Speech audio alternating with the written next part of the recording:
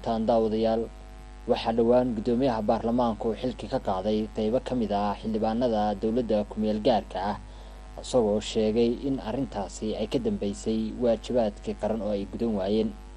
haddaba barnaamijkeega xog waran waxaynu ku qaadaa dhigi doonaa qayb ka mid ah xildhibaanada oo aynu maanta waraysi kula yeelanay xarunta telefishinka, isla markaasna waxaa waraysigan xog waran maanta marti noogu ah xildhibaan cali baashi xaaji maxamuud shire oo ah xildhibaanada dhawaan xilka laga xayuubiyey.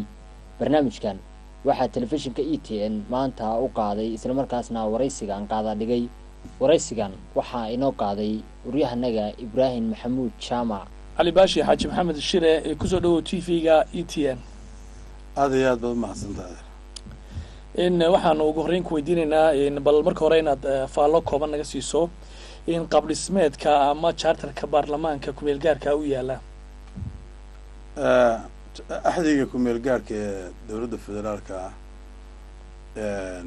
wuxuu ka kooban yahay 7 qodob saan filayo.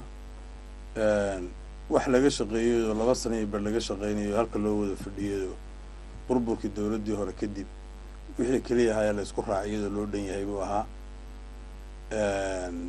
shuruuc badanna waa ka kooban yahay oo kala qeexaya awoodda dowladdu ay kala leedahay, ama madaxweyne ha ahaado, ama ha ahaado ra'iisul wasaare, ama gudoomiye baarlamaan ha ahaado, ama nin xildhibaan oo baarlamaan ha ahaatee xil kala qeexan oo aad looga fikiray oo is ilaalinaya oo qolo ilaalinaysa ayuu ka kooban